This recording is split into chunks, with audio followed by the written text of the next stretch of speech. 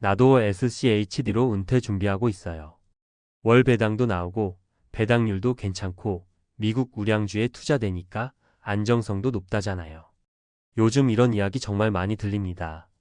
실제로 유튜브나 재테크 카페에선 SCHD만 모아도 은퇴 걱정 없다. 달러로 월 배당 받으면서 노후 준비 끝났다는 글들이 넘쳐나죠. 하지만 현실은 그렇게 단순하지 않습니다.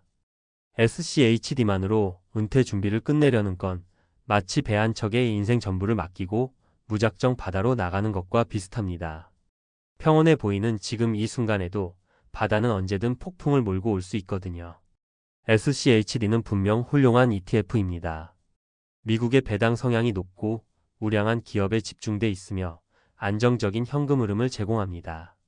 문제는 이 하나만으로는 부족하다는 데 있습니다. 그 이유, 그리고 실제 사례 세 가지를 함께 나눠볼게요. 첫 번째 사례입니다. 박모 씨 62세. 은퇴를 1년 앞두고 SCHD를 1억 5천만 원어치 모았습니다. 매달 약 4,045만 원 정도의 배당이 들어왔고 그는 이만하면 충분하겠다며 조기 퇴직을 결정했습니다. 그런데 문제는 예상치 못한 의료비였습니다. 허리 디스크 수술로 병원비가 1,200만 원 이상 들었고 회복 기간 동안 추가적인 생활비 지출도 발생했죠. SCHD 배당은 꼬박꼬박 들어왔지만 그 금액으로는 비상 상황을 감당할 수 없었던 겁니다. 결국 그는 다시 마트를 다니며 일용직을 시작해야 했습니다. SCHD의 배당 수익은 고정생활비 커버에는 도움되지만 돌발 변수엔 매우 취약합니다. 의료비, 부모 부양, 자녀 문제 등 인생은 생각보다 많은 예외를 안고 있으니까요. 두 번째 사례. 이모 씨 부부는 은퇴 직전 3억 원을 SCHD에 올인했습니다. 매달 세후 100만 원 가까운 배당이 나오자 기분이 좋았죠. 해외여행도 가고 주말마다 외식도 했습니다. 하지만 바로 1년 뒤 미국 시장이 하락하며 SCHD 주가가 20% 이상 빠지자 공황이 왔습니다. 배당은 유지됐지만 원금이 줄자 심리적으로 크게 불안해졌고 결국 손실 상태에서 ETF 일부를 매도하고 말았습니다. SCHD는 주식형 ETF입니다. 주가 하락에 대한 심리적 내성이 없으면 배당보다 손실 공포가 더 크게 작용합니다. 분산 투자 없이 SCHD 하나만 믿으면 조정기 한 번에 무너질 수 있습니다. 세 번째 사례. 정모 씨는 55세의 직장을 그만두고 SCHD와 JPQ를 반반씩 나눠서 투자했습니다. 배당은 더 많아졌고 삶은 여유로워졌습니다. 문제는 세금. 예상치 못했던 해외 배당 소득세 누진과 건강보험료 인상이 그를 덮쳤습니다. 특히 건강보험료는 연금소득과 배당소득 합산으로 계산되면서 매달 12만 원 이상 오르게 되었죠. 해외 ETF에선 배당 외에도 세금이라는 복병을 반드시 고려해야 합니다. 장기적으로는 세후 수익률을 떨어뜨리고 은퇴 후 고정 지출을 높이는 주범이 될 수 있죠. 이처럼 SCHD만으로 은퇴를 설계하면 생기는 맹점은 세 가지로 정리할 수 있습니다. 첫째, 긴급 상황 대응 불가. 둘째, 시장 조정기의 심리적 불안에 휘둘릴 가능성. 셋째, 세금 및 건강보험료 등의 예상 외 지출. 그럼 어떻게 해야 할까요? 첫째, SCHD는 기둥 역할로 두되 다양한 ETF나 채권형 자산과 포트폴리오를 구성하세요. 예를 들어 SCHD 40%, 현금성 자산 30%, 우량 채권 30%처럼 분산하는 겁니다. 둘째, 의료비나 예상치 못한 지출을 대비한 예비비 통장을 따로 만들어 두세요. SCHD 배당에만 의존하지 않고 상황에 따라 융통성 있게 대처할 수 있도록 말이죠. 셋째, 은퇴 전에는 꼭 세무 상담을 받아보세요. 건강보험료, 종합소득세, 배당소득세 등의 부담을 줄일 수 있는 설계 방법이 분명히 존재합니다. SCHD는 은퇴를 위한 좋은 도구입니다. 하지만 그 도구 하나로는 집을 완성할 수 없습니다. 은퇴는 집짓기와 같아서 튼튼한 설계도, 다양한 재료, 그리고 안전장치가 모두 갖춰져야 비로소 안심하고 살 수 있는 집이 되는 거죠. 지금이라도 한 번 더 점검해 보세요. 혹시 믿음직한 한 가지에 너무 모든 걸 걸고 있지는 않은지. 은퇴는 길고 인생은 예측 불가니까요. 당신의 노후는 SCHD가 아닌 당신의 준비에 달려 있습니다. 많은 분들이 SCHD만 모으면 은퇴 준비는 끝난 거 아닌가요? 라고 묻습니다. 전문가 입장에서 단호하게 말씀드릴 수 있는 건 절대 그렇지 않다는 점입니다. SCHD는 안정성과 배당이라는 장점이 분명하지만 그 하나만으로는 지속 가능한 은퇴를 보장하지 못합니다. 이 부분을 정확히 이해하지 못하면 은퇴 후 몇 년 지나지 않아 다시 일을 찾게 되거나 자산을 깎아먹는 불안한 삶에 들어설 수 있습니다. 그럼 이제 전문가 입장에서 꼭 짚고 넘어가야 할 핵심 3가지를 좀 더 구체적으로 말씀드릴게요. 첫째, 배당 수익률의 실질 가치에 대한 오해를 버려야 합니다. 현재 SCHD의 세후 배당 수익률은 대략 연 3.5% 내외입니다. 즉 1억 원을 투자했다면 한 해 약 350만 원, 월로 따지면 약 30만 원 정도 수익입니다. 이 금액으로는 단순한 통신비나 식료품비도 채 감당하기 어렵죠. 많은 분들이 배당이 계속 나오니까 괜찮다고 생각하는데 그건 어디까지나 노후의 기본 생계비 외에 보조 수입이라는 전제하에 맞는 말입니다. SCHD 하나로는 절대 전체 생활비를 감당할 수 없으며 연금과 함께 구성된 복합적인 자산 설계가 필수입니다. 국민연금, 개인연금, 임대수익 혹은 공적지원제도와 조화롭게 묶여야 안정적인 구조가 됩니다. 둘째, 은퇴 후의 자산 인출 전략이 빠져 있습니다. 많은 사람들이 자산을 모으는 데만 집중하지 정작 은퇴 후 어떻게 인출할지를 고민하지 않습니다. 하지만 인출 전략 없이 SCHD에서 나오는 배당만 쓰다 보면 예상치 못한 지출이 생길 때는 원금을 깨야 합니다. 예를 들어 주가가 하락한 시기에 원금을 매도하면 손실이 확정됩니다. 이런 현상을 시퀀스 오브 리턴즈 리스크라고 부르는데 초기 몇 년간 수익이 낮거나 손실이 발생하면 전체 은퇴 자산이 급속도로 줄어드는 매우 치명적인 상황이 됩니다. 그래서 전문가들은 SCHD와 같은 자산은 배당은 배당대로 활용하되 시장 상황에 따라 현금성 자산에서 먼저 인출하고 이후 채권이나 주식형 자산을 건드리는 순차적 인출 구조를 제안합니다. 이 전략을 사용하면 SCHD의 장점은 살리면서 리스크는 줄일 수 있죠. 셋째, SCHD가 구조적으로 갖는 리스크를 간과하면 안 됩니다. SCHD는 미국 고배당 우량주 중심의 ETF이긴 하지만 섹터 편중이 심한 편입니다. 특히 금융, 산업재, 소비재 중심의 비중이 높아 만약 미국 금융시장이 흔들릴 경우 ETF 전체 수익률이 급락할 수 있습니다. 또한 달러 자산이라는 점에서 환율 리스크도 존재합니다.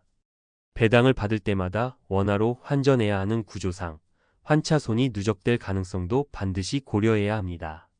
그래서 전문가들은 SCHD에 집중하더라도 동시에 환노출이 없는 국내 배당 ETF나 채권 ETF와 균형 있게 나누는 것이 안전한 포트폴리오의 핵심이라고 말합니다. 부가적으로 최근 고령자 대상 세금 이슈와 건강보험료 부과 방식도 재설계 대상입니다. 은퇴 후 일정 금액 이상 배당 소득이 발생하면 건강보험료 지역 가입자로서 추가 부담이 발생할 수 있습니다.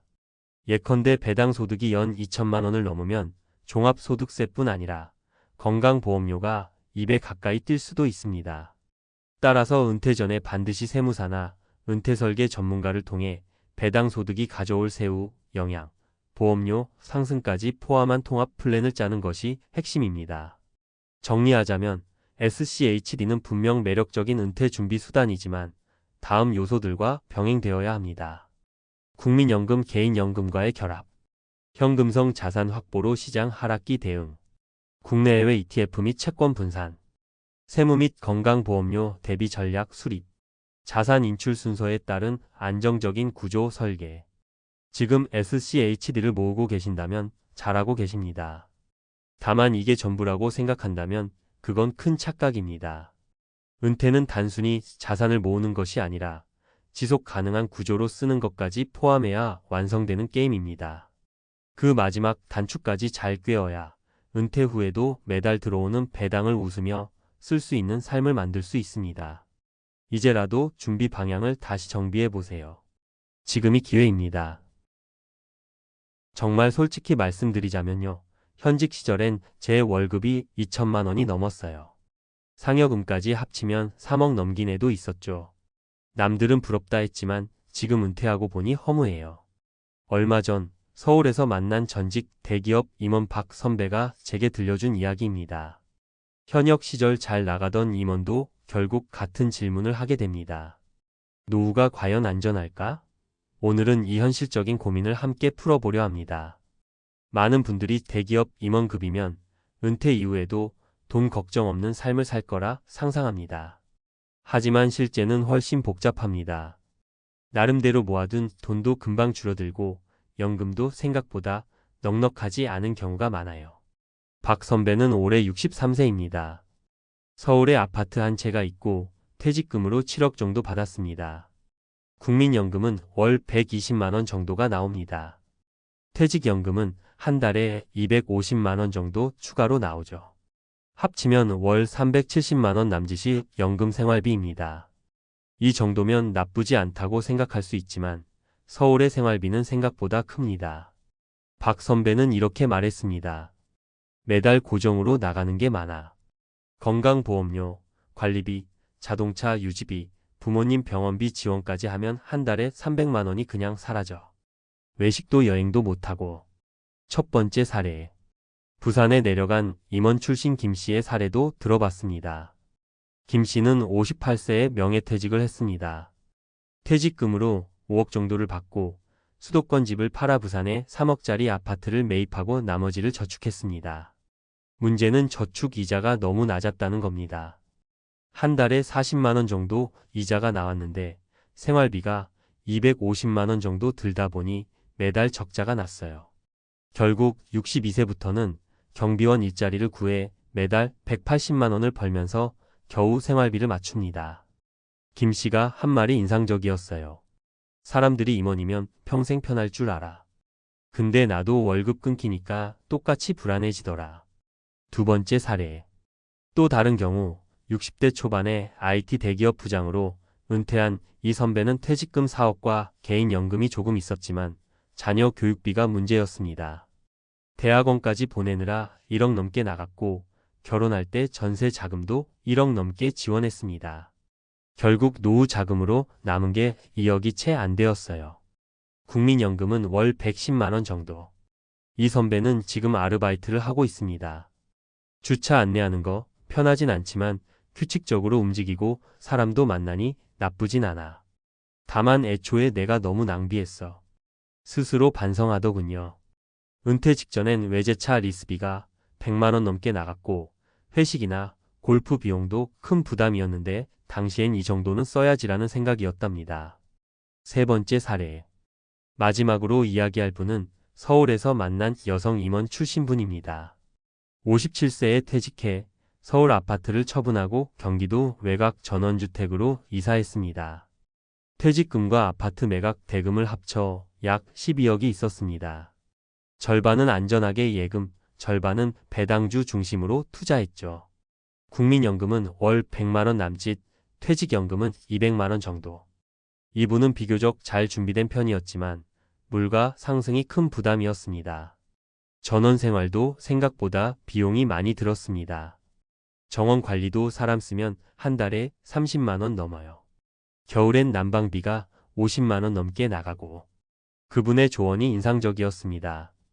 내가 대기업 임원이라서 뭐가 달라질 거라 생각했는데 결국 은퇴 후엔 소비를 줄이는 게 제일 중요하더라고요. 이 세 가지 이야기를 들으면서 느꼈습니다.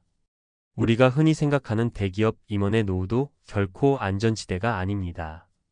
연봉이 아무리 높았어도 퇴직 후 고정 수입은 확 줄고 생활비와 물가 상승은 계속 부담됩니다. 그리고 은퇴 직전까지의 소비 습관이 정말 중요합니다. 많은 임원들이 체면 때문에 외제차를 타고 비싼 골프 멤버십을 유지하다가 막상 퇴직하면 허둥지둥 지출을 줄입니다. 소비 습관을 갑자기 바꾸는 건 정말 어렵거든요. 또 하나 자녀 문제도 큽니다. 임원 연봉으로 자녀 유학, 대학원, 결혼 자금까지 넉넉히 지원했지만 정작 본인 노후 자금이 부족해지는 사례가 너무 많아요. 박 선배의 말이 계속 생각납니다. 나는 은퇴할 때 퇴직금 7억이면 평생 넉넉할 줄 알았어. 근데 이자율이 이래서 뭐가 남냐. 매달 깎아 먹으니까 불안해서 못 써. 그래서 전문가들은 이야기합니다. 퇴직 전부터 소비 수준을 낮춰야 한다. 연금 외에 안전한 현금 흐름을 만들어야 한다. 자녀 지원은 철저히 계획하고 선을 정해야 한다. 물가 상승률을 이길 수 있는 자산 배분 전략이 필요하다.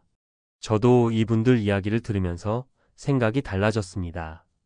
임원이라도 은퇴 후엔 같은 국민연금 받으면서 살아요. 퇴직금도 언젠가 바닥이 납니다. 결국 어떻게 줄여 쓰고 어떻게 불릴지가 관건입니다. 혹시 이 글을 읽는 여러분도 나는 대기업 임원도 아닌데 나야 말할 것도 없지 하고 한숨 쉬셨나요? 사실 그렇지 않습니다. 지금부터 준비하면 됩니다. 누구나 소비 습관을 고치고 노후 현금 흐름을 확보하는 건 할 수 있어요. 박 선배가 마지막에 이런 말을 했습니다. 야, 나 솔직히 후회돼. 지금이라도 소비 줄이고 연금만 믿지 말고 뭘 해놨어야 했어. 젊은 사람들이 이 얘기 좀 들었으면 좋겠어. 오늘 이 이야기 조금 현실적이라 무서울 수도 있죠. 하지만 이런 솔직한 경험담이야말로 우리가 준비할 수 있는 가장 큰 힌트 아닐까요? 늦었다고 생각하는 지금이 가장 빠를 때라는 말, 저는 이제야 그 의미를 알겠습니다. 좋습니다. 아까 이야기한 박 선배나 김 씨, 이 선배, 그리고 전원생활을 선택한 여성 임원 사례에서 보셨듯이 대기업 임원이라고 해도 은퇴 후의 재정 상황은 생각보다 빠듯해집니다. 왜 이런 일이 생길까요? 이번에는 전문가 입장에서 보다 구체적으로 그리고 실제로 쓸 수 있는 팁을 중심으로 풀어보겠습니다. 먼저 핵심 문제를 짚어볼게요. 소득 단절의 충격이 너무 큽니다. 고정비가 생각보다 크고 줄이기 어렵습니다. 금리가 낮아 자산에서 나오는 현금 흐름이 매우 작습니다. 물가 상승이 은퇴 생활비를 갉아먹습니다. 자녀 지원이 노후 자금 계획을 망칩니다. 이 5가지를 하나하나 현실적으로 분석하고 구체적인 해결책을 제시해 보겠습니다. 첫째, 소득 단절 충격 줄이기. 임원 시절 연봉 23억 받다가 은퇴하면 국민연금과 퇴직연금 합쳐도 월 30만 400만 원 정도 나옵니다. 박 선배 사례가 딱 그랬죠. 문제는 소득이 갑자기 8,090% 줄어드는데도 사람들은 생활 패턴을 갑자기 못 바꾼다는 겁니다. 전문가로서 권하는 건 소득이 있을 때부터 은퇴 이후의 월 현금 흐름으로 살 수 있도록 훈련하는 겁니다. 예를 들어 50대 초반부터 나 은퇴하면 한 달 30만 400만 원으로 살아야 해라고 가정하고 한번 실제로 예산을 짜보고 살아보세요. 생각보다 어렵습니다. 그 불편함을 빨리 경험해야 은퇴 이후 쇼크가 줄어듭니다. 팁: 50대부터 매년 한개월 은퇴 시뮬레이션 달을 만들어서 소비를 제한해 보세요. 퇴직금 예상 금액을 적어보고 매달 얼마씩 쓸 수 있는지 나눠보세요. 둘째, 고정비 감축 계획 세우기. 박 선배가 말한 것처럼 매달 고정으로 나가는 비용이 큽니다. 건강보험료, 관리비, 차량 유지비, 각종 구독료, 부모님 지원금 등. 여기서 제일 중요한 건 고정비를 줄이는 건 시간이 걸린다는 사실입니다. 큰 집, 작은 집으로 옮기는 건 준비 기간이 필요합니다. 차를 처분하거나 바꾸는 것도 바로 못합니다. 구독 서비스나 보험료를 정리하는 것도 검토와 시간이 필요합니다. 실전 팁: 1년에 한 번 고정비 점검의 달을 정해 전기세, 관리비, 보험료, 통신비를 줄일 수 있는지 체크하세요. 차를 2대1대로 혹은 경차로 바꿔보세요. 보험료, 세금, 기름값이 확 줄어듭니다. 부모님 지원도 가족회의를 통해 조정하거나 형제 자매와 분담을 상의하세요. 셋째, 자산의 현금 흐름화 전략. 퇴직금 5억, 7억 받아도 이자가 2%면 월 8만 100만 원이 겨우 나옵니다. 4%가 나와도 세후 월 150만 원 정도입니다. 많은 임원들이 잘못하는 게 목돈 안전이라고 생각하는 거예요. 하지만 목돈은 잘못 굴리면 그냥 써버리고 사라집니다. 실전 전략: 2억은 예금, 2억은 배당 주택 권리치 등에서 배당 소득을 꾸준히 받도록 설계해 보세요. 금융사 PB가 권하는 고위험 파생상품, 공모주 펀드 같은 건 소득 흐름이 아니라 투기입니다. 노후에 적합하지 않아요. 연금을 받을 수 있는 금융상품 즉시 연금, 공시이율 연금보험 등도 일부 포트폴리오에 섞으세요. 넷째, 물가 상승 방어. 퇴직금 5억이면 되지라고 안심했던 분들이 10년 지나면 깜짝 놀랍니다. 관리비, 전기세, 건강보험료, 식료품 값이 1020%씩 오릅니다. 노후 20년을 산다고 가정하면 20년 후 생활비가 50%는 늘어야 같은 생활 수준을 유지합니다. 실전 팁. 생활비 지출에서 변동비를 최대한 줄여서 고정비 비중을 낮춰두세요. 투자, 포트폴리오의 일부는 물가를 따라갈 수 있는 자산 배당주, 리츠, 물가 연동체 등을 포함하세요. 정기적으로 물가 상승률 반영 예산을 업데이트하세요. 다섯째, 자녀 지원 계획의 명확화. 이 선배 사례처럼 자녀 결혼자금, 전세자금, 유학비용이 노후 자금을 갉아먹는 경우가 정말 많습니다. 부모가 자식에게 지원하고 싶은 마음은 인지상정이지만 계획 없는 지원이 위험합니다. 실전 전략. 자녀와 미리 솔직하게 이야기하세요. 우리 노후 자금은 5억이야. 여유가 없으면 지원 못해. 지원할 금액 상한선을 정해두세요. 얘 결혼자금 5천만 원 한도. 자녀가 성인이 된 후에는 재정 교육을 해주되 무조건 지원하지 않는 원칙을 세우세요. 마지막으로 전문가로서 드리고 싶은 현실적인 권고. 많은 은퇴 준비 강의나 책이 투자 수익률 얘기만 강조하지만 정작 현실적으로 가장 효과적인 건 소비 통제입니다. 소비를 통제하면 필요 자산 규모가 줄어듭니다. 필요 자산이 줄면 투자 리스크를 낮춰도 됩니다. 리스크를 낮추면 심리적 불안이 줄어듭니다. 연봉 3억이던 사람도 은퇴 후엔 월 300만 원으로 살아야 한다. 이게 은퇴 설계의 출발점입니다. 실행 팁 정리. 50대부터 은퇴 후 생활비 수준으로 살아보기. 매년 고정비 점검과 감축. 퇴직금을 월 현금 흐름으로 설계. 물가 상승 대비 예산 업데이트. 자녀 지원 계획 명문화. 조금 귀찮고 솔직히 하기 싫은 작업이죠. 하지만 박 선배가 마지막에 했던 말을 다시 되새겨 보세요. 야, 나 솔직히 후회돼. 지금이라도 소비 줄이고 연금만 믿지 말고 뭘 해놨어야 했어. 젊은 사람들이 이 얘기 좀 들었으면 좋겠어. 은퇴 준비는 화려하거나 거창한 게 아닙니다. 정말 현실적인 소소하지만 강력한 실천의 문제입니다. 그게 우리 노후를 지키는 가장 확실한 방법입니다. 이제 조금 여유롭게 살아볼 수 있을 줄 알았죠. 그런데 막상 은퇴하니까 여유는커녕 매달 줄어드는 통장 잔고에 잠이 안 오더라고요. 많은 분들이 퇴직 후 이런 감정을 겪습니다. 평생 공무원으로 혹은 직장인으로 살아오면서 매달 꼬박꼬박 들어오던 월급이 사라지는 순간, 연금이 있다 해도 예상보다 덜 나오는 금액, 계속 오르는 생활비 앞에선 누구나 막막해집니다. 특히 서울을 비롯한 대도시에서 은퇴 후 살아가기란 월 200이나 250 가지고는 빠듯한 수준을 넘어섭니다. 식비, 관리비, 의료비에다 사람들과의 관계까지 유지하려면 커피 한 잔도 사치처럼 느껴지는 날이 옵니다. 그래서 요즘 많은 은퇴자들이 묻습니다. 정말 월 200만 원으로도 행복하게 살 수 있는 곳이 있을까요? 대답은 있습니다. 물론 마법 같은 해답은 아닙니다. 익숙한 한국을 떠나야 하고 언어 장벽이나 문화 차이 같은 현실도 존재합니다.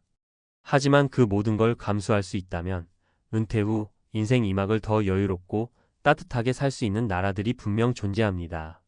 그 중에서도 오늘 소개할 주인공은 58세에 은퇴한 공무원 어씨가 선택한 베트남 다낭입니다.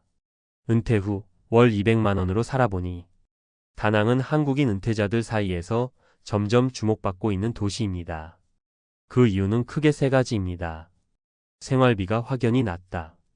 한국인 커뮤니티가 잘 형성돼 있다. 기후와 음식, 문화가 비교적 한국인에게 잘 맞는다. 다낭에서는 월세 3,040만 원이면 1인 또는 부부가 살기 좋은 깔끔한 원룸이나 오피스텔형 아파트를 구할 수 있습니다. 외식은 한 끼 3,000, 7,000원 수준, 마트 장보기도 한국 대비 절반 수준. 병원비나 간단한 건강검진 비용도 훨씬 저렴합니다. 씨는 말합니다. 서울에선 연금 200으로는 택도 없었어요. 하지만 다낭에선 그 돈으로 집세, 식비, 교통비 다 해결하고도 한 달에 30만 원 정도 남아요. 여행도 가끔 다니고요. 현실을 직시하자 내가 살 수 있는 환경이 중요하다. 많은 은퇴자들이 한국을 떠난다는 결정이 부담스러워 포기하지만 조금만 시야를 바꾸면 이 선택은 오히려 삶의 질을 끌어올리는 전환점이 될 수 있습니다. 물론 모든 사람이 해외 이주에 적합한 것은 아닙니다. 가족이나 건강, 언어 등의 변수도 있으니까요. 하지만 중요한 건 현실을 직시하는 용기입니다.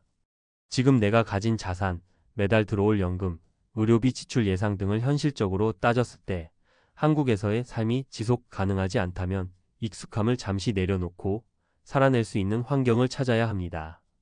그게 바로 은퇴 후 해외 이주라는 선택입니다. 실제 사례로 보는 월 200 해외 생활.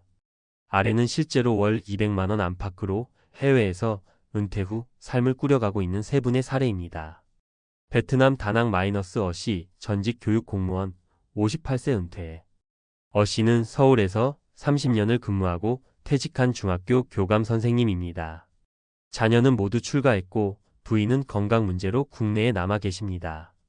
은퇴 후 1년간 한국에서 생활했지만 월 210만 원의 연금으로는 외식도 어려운 생활이 계속되었습니다.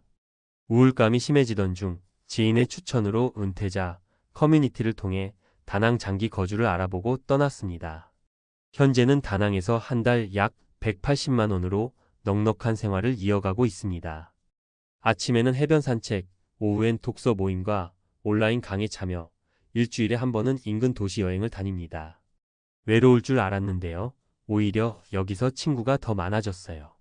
돈 걱정도 덜하니 사람들과의 교류도 훨씬 따뜻해졌습니다. 조지아 트빌리시 김씨 부부 60대 중반, 자영업 은퇴.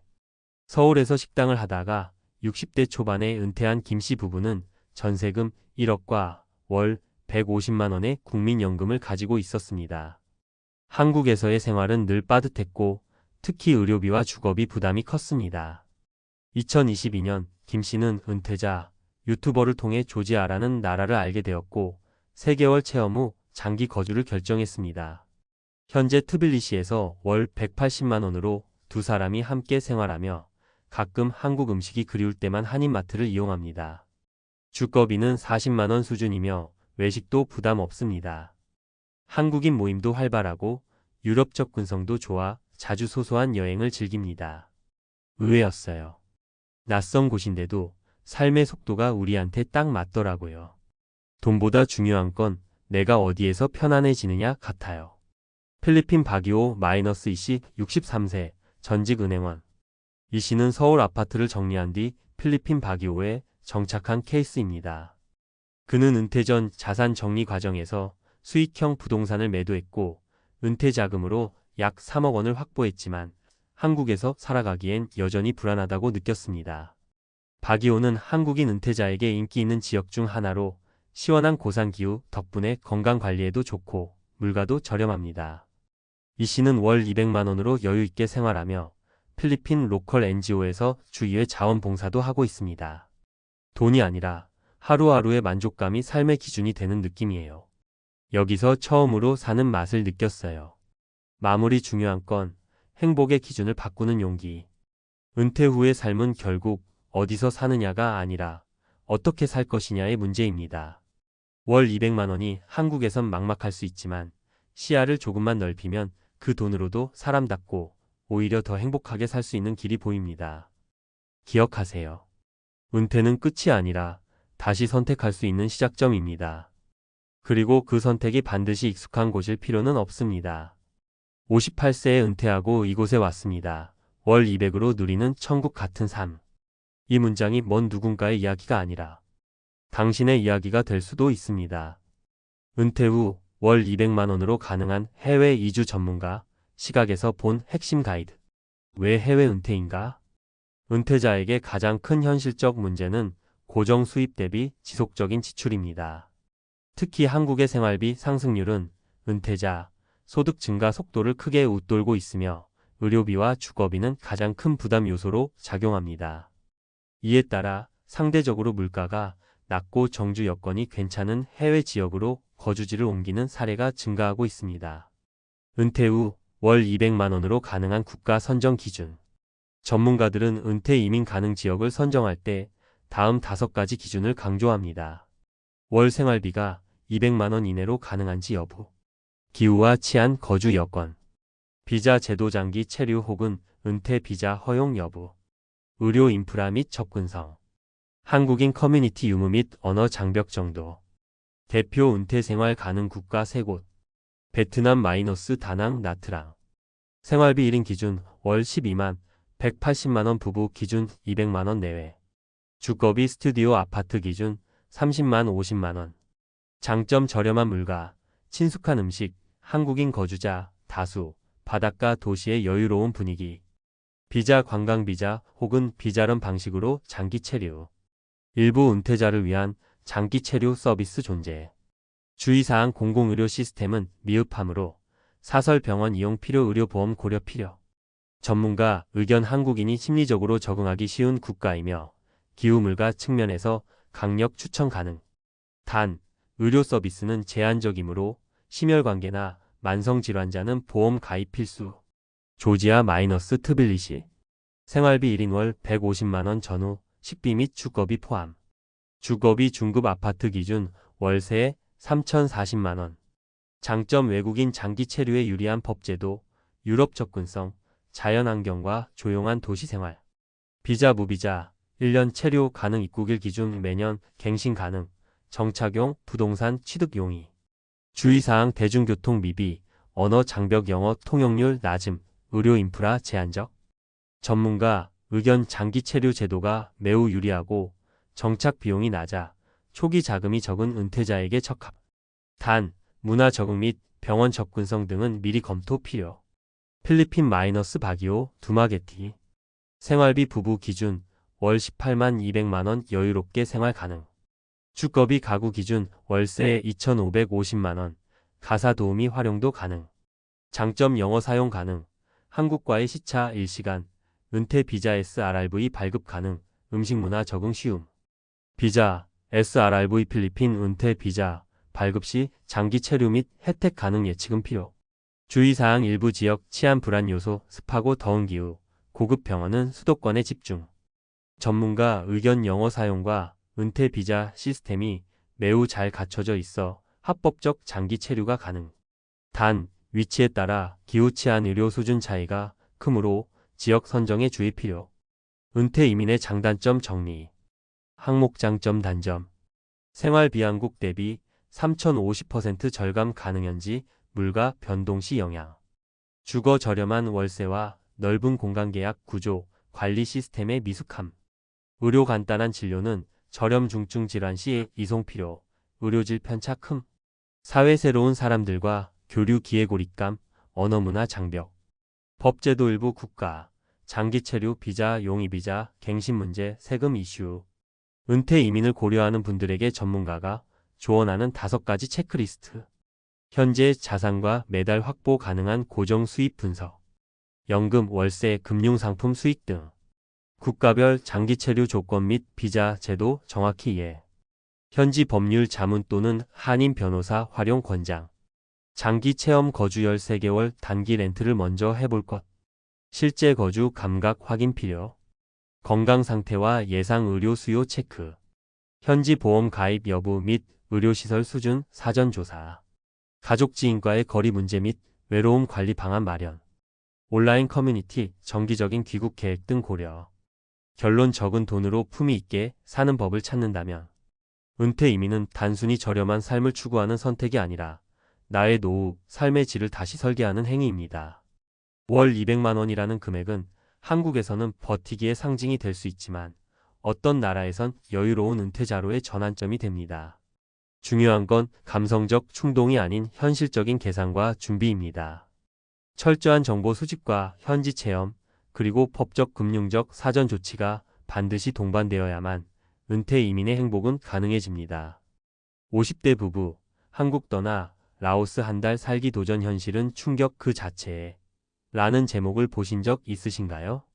은퇴를 준비하는 많은 분들이 내 후반 인생은 과연 어떤 모습일까? 라는 물음을 품고 계실 텐데요. 저도 비슷한 고민을 해온 한 사람으로서 이번 이야기는 은퇴 준비와 그 이후의 삶을 조금 더 현실적으로 바라보게 해준 한 사례를 공유하고자 합니다. 은퇴 준비 그 기대와 현실. 은퇴를 앞두고 있는 50대 부부에게 자유로운 해외 생활은 매력적인 선택지처럼 보일 수 있습니다. 수십 년간의 바쁜 직장 생활을 뒤로하고 이국적인 나라에서 여유로운 시간을 보낸다면 스트레스는 날아가고 삶의 질은 높아질 거라는 기대 말이죠. 그러나 막상 현실에 뛰어들어 보면 낯선 문화, 예기치 못한 비용, 건강 관리의 어려움 등 여러 문제들이 드러나곤 합니다. 실제로 한국을 떠나 라오스에서 한 달 살기를 도전한 50대 부부의 사례를 보면서 은퇴 후 삶을 준비하는 이들에게 중요한 몇 가지 교훈을 얻을 수 있었습니다.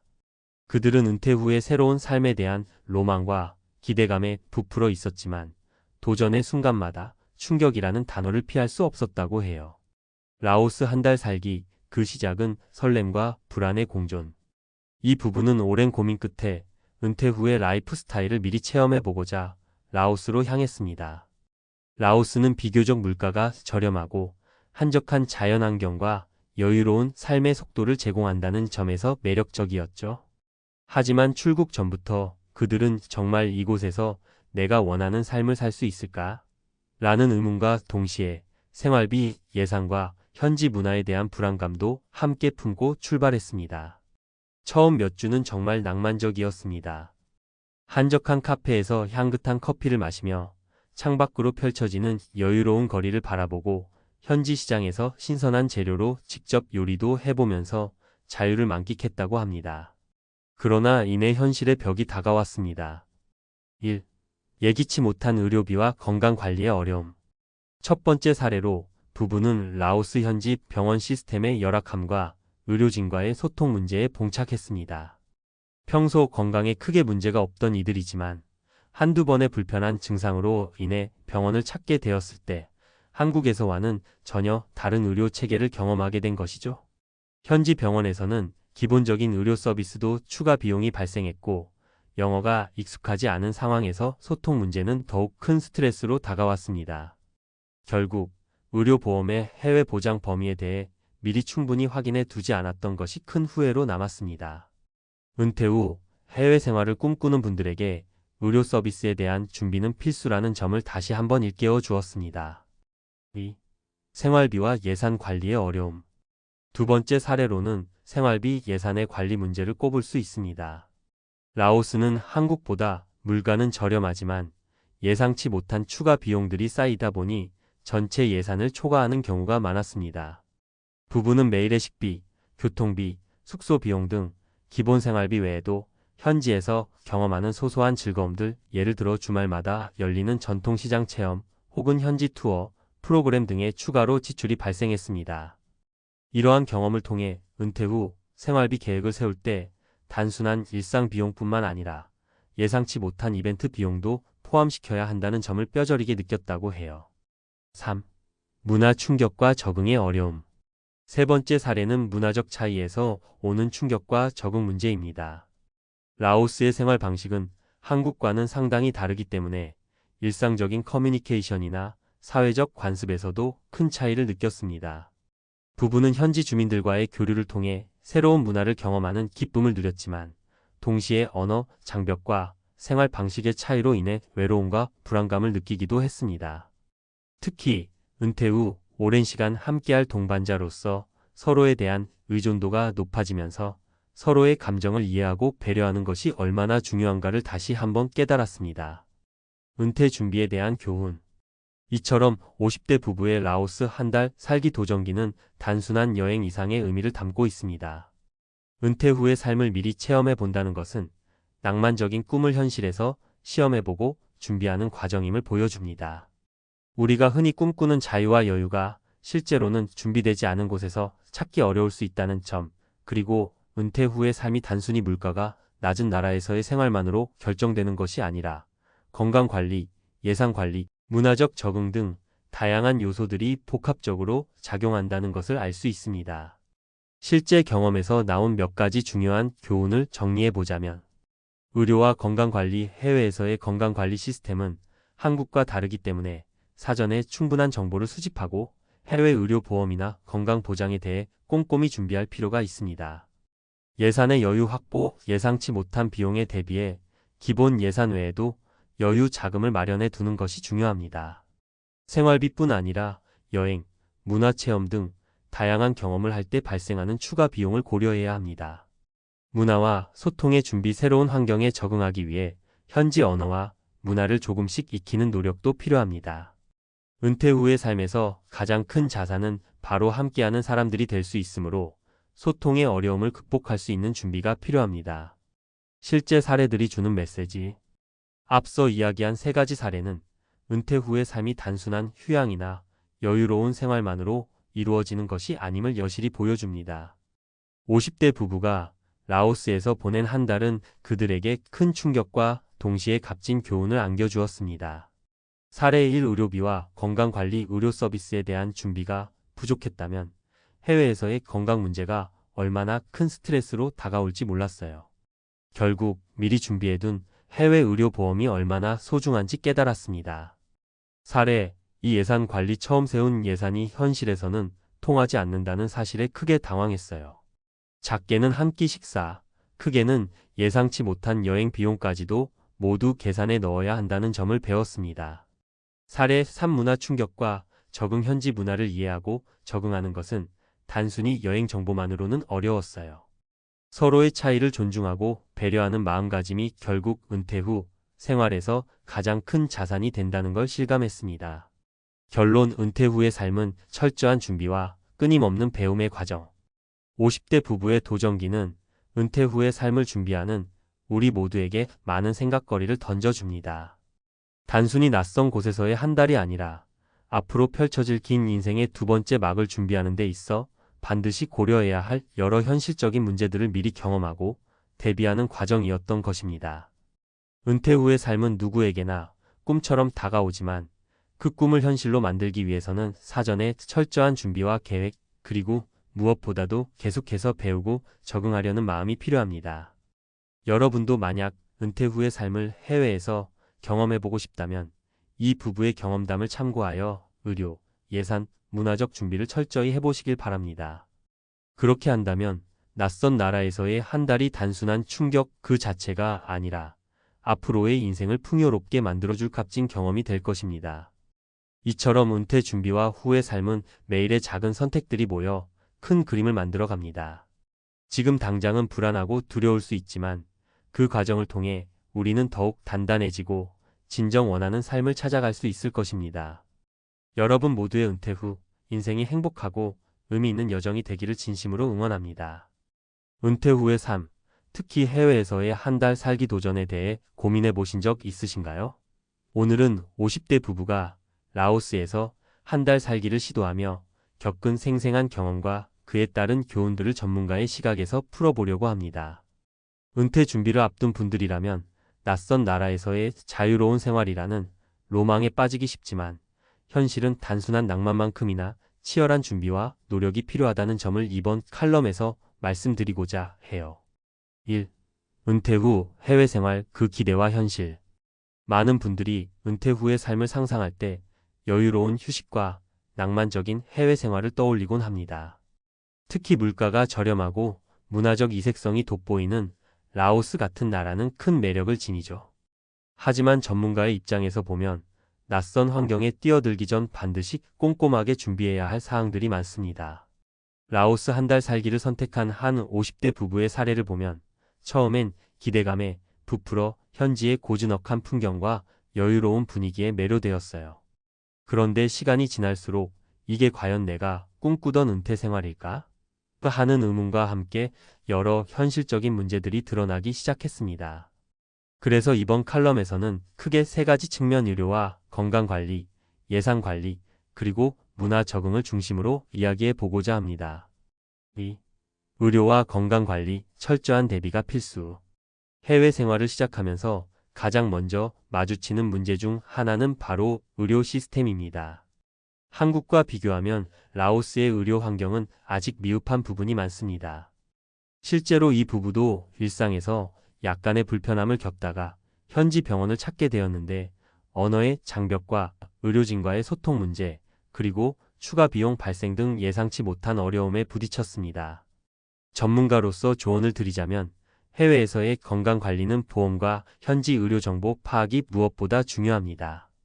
은퇴 후 장기간 해외 생활을 계획 중이라면 반드시 해외 의료보험 가입을 고려해야 하고 현지에서 이용 가능한 의료시설과 그 품질 비용 등을 미리 조사해 두어야 합니다.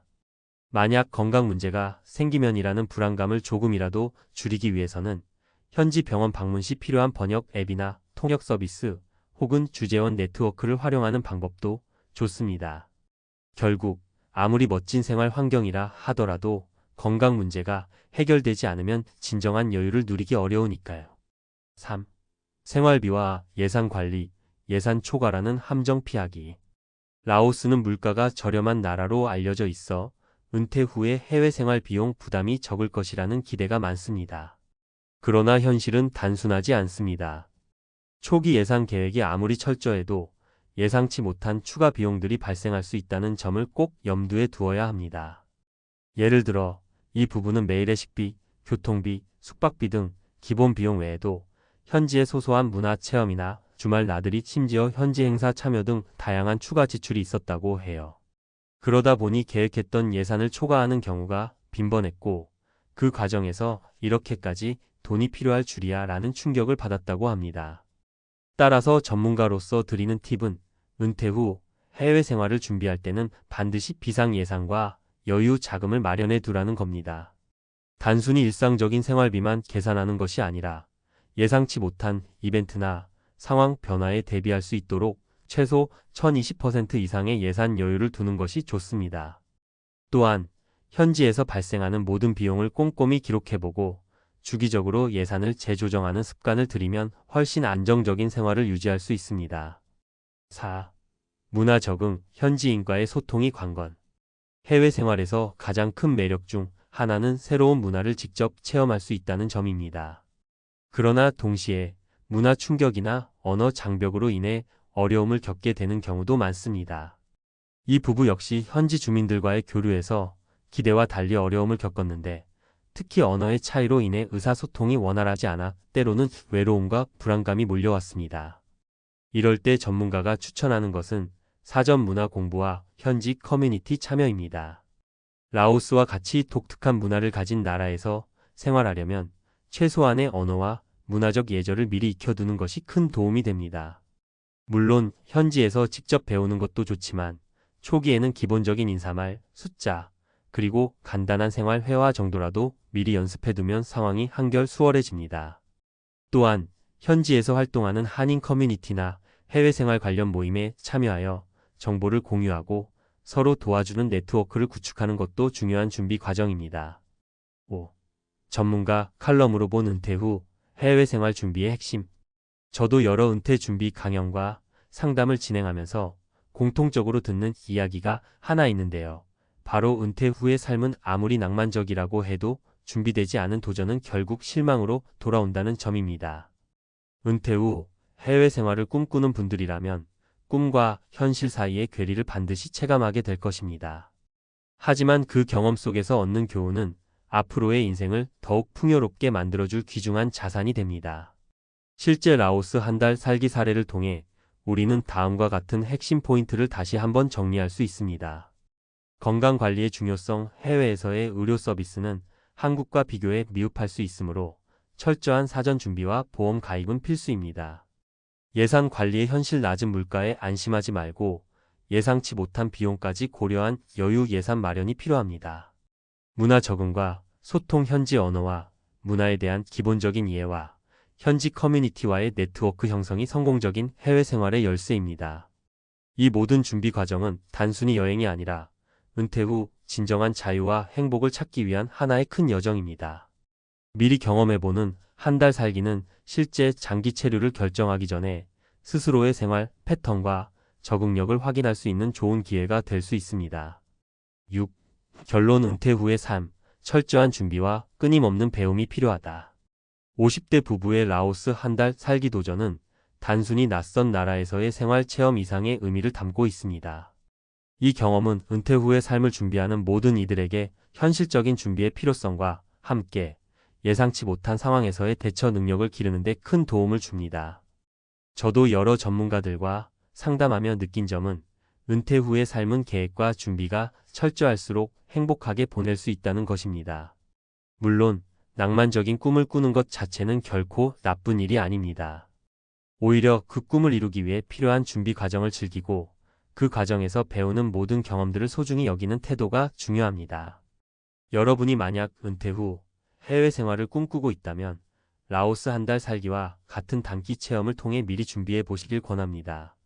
의료, 예산, 문화 등 여러 면에서 스스로의 한계를 점검하고 부족한 부분을 보완해 나간다면 장기적인 해외 생활도 보다 안정적으로 계획할 수 있을 것입니다. 끝으로 은퇴 후의 삶은 마치 새로운 시작과도 같습니다. 지금의 준비가 미래의 큰 행복을 만들어줄 터전이 될 테니까요. 여러분 모두가 꿈꾸는 자유로운 은퇴 생활을 이루실 수 있도록 오늘도 차근차근 준비해 보시길 바랍니다. 전문가로서도 그리고 한 사람의 동료로서 진심으로 응원합니다. 이상으로 은퇴 후 해외 생활에 대한 전문가 칼럼을 마치겠습니다. 여러분의 은퇴 여정이 언제나 행복과 건강, 그리고 끊임없는 배움으로 가득하기를 바랍니다.